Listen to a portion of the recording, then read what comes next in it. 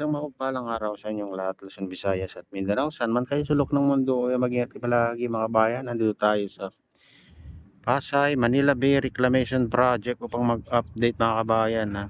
Kahit medyo hindi maganda yung panahon mga kabayan, maulap. Kanina pa ambon ay mag-update pa rin tayo dito sa Pasay, Manila Bay Reclamation Project mga kabayan. Kung makita nyo, dito tayo sa kabilang dulo. Ayan. Okay, mayroon tayong nakita dyan na mga back ko dyan. Yan, cooperate dyan. Ito yung unang pinataas nila dito mga kabayan. Ito, mataas na. Kabilang dulo to.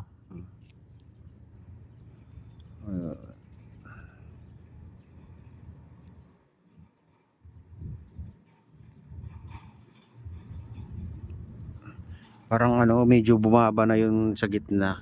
Makita nyo. Siguro nasiksik na mga kabayan dahil sa ulan. Pag sunod-sunod na pag-ulan. Kaya nasiksik at bumaba yung buhangin. Yung reclamation dito. Tapat mismo ng to mga kabayan. Tapat mismo ng MOA to. Actually, tingnan nyo. Ito yung Ferris wheel. Ayan. Ayan. Dito na tayo sa kabilang dulo. Ang Ferris wheel.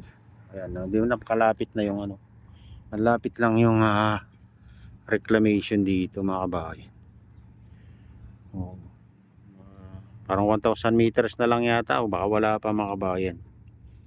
Layo dito sa seawall ng MOA.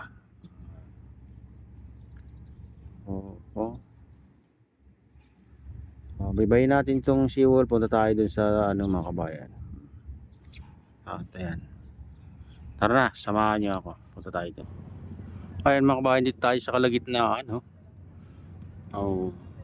Kalagitnaan ng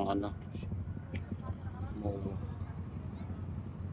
Ayan, nakita nyo yung nataasan na rin pala dyan mga kabayan. Ayan, banda dyan. Tambakan na rin. Ito yung parte na mababa mga kabayan. May nagtatambak sa kalagitnaan.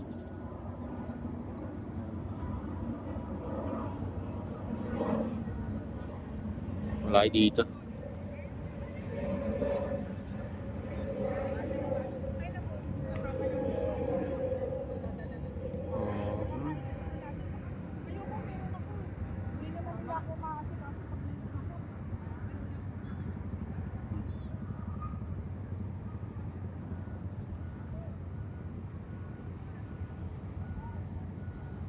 Parang hindi kasi tayo pumupunta minsan dito mga kabayan, kaya hindi natin napapansin na pala to, nataasan na dyan. Sakit.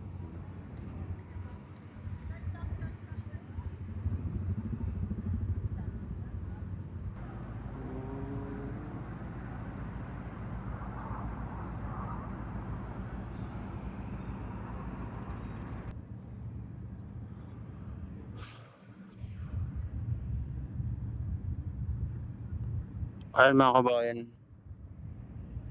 andun yung barko na nagtatambak.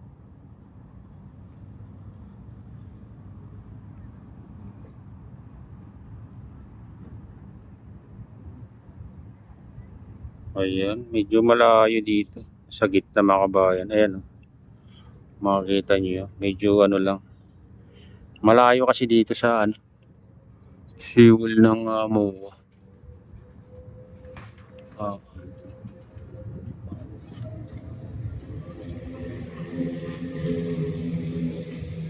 Sa gitna yata mga kabayan, sa gitna pa, hindi dito sa banda rito nagtatambak.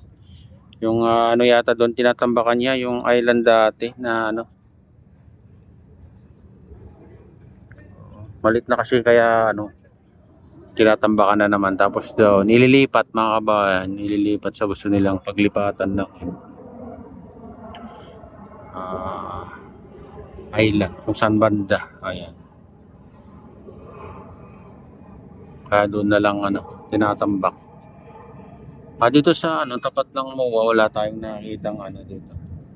Wala tayong nakitang nagtatambak dito sa isla na to. Sa pinakamalapit na island na ginawa nila dito sa tapat ng MOA. Ay wala tayong nakikitang nagtatambak dito. Doon sa gitna, meron isa. Dito na yung hindi ko alam, nakalimutan ko yung tawag nila dito, yung may binabaon na makabayan, yung itong may crane na ito. Ayan. Crane na yan. Panukat daw sa ilalim yan. Hindi ko alam kung ano. Susukat nila.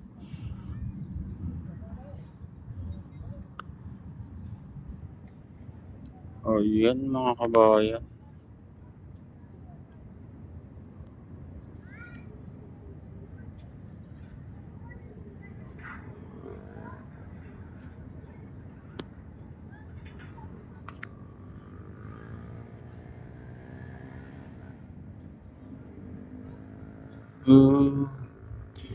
Mataas dyan yan. Tinaasa na dun sa kabilang gilid mga kabayan. Dito na lang yung mababa. Dito sa tapat natin. Ayan. Ayan mababa dyan. Siguro tatambakan pa yan mga kabayan.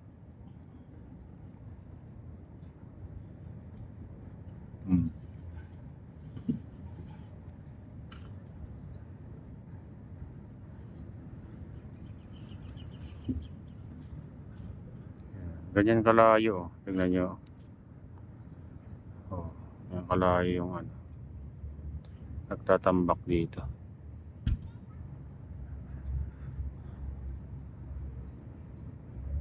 Ayan. Dito kitang kita yung nagtatambak. Ayan mga kabayan. Kitang kita pa yung nagtatambak dito. Kaso lang medyo yung video mapag. Maganda sana mga kabayan kung hindi mapag yung paligid. So, malayo. Ayan, focus natin sa ibang parte para makita nyo kung gaano nakalawak itong reclamation dito mga kabayan sa tapat ng MOA, SM Malunggay. Ganyan nakalawak. Ayan.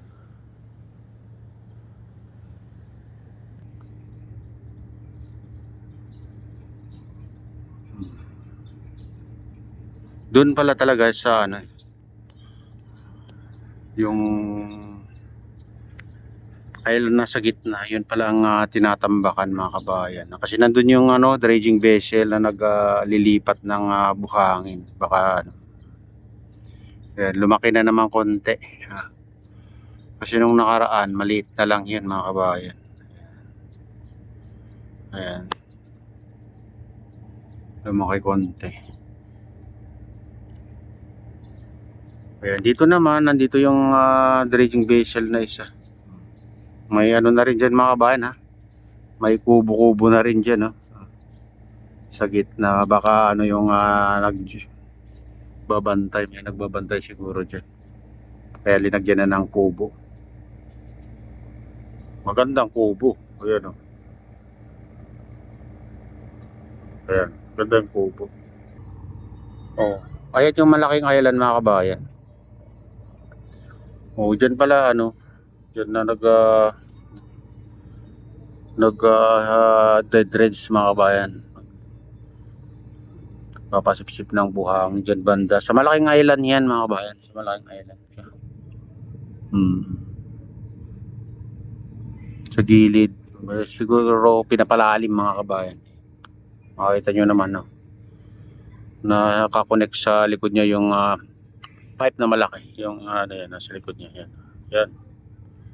Ayan, itim na pipe na malalaki. Nandiyan nakakonect yung Kasi daanan ng yan, ferryboat sa yan mga kabayan. Daanan ng ferryboat, mga yate. Ayan. Kaya hindi pwedeng saraduan yan.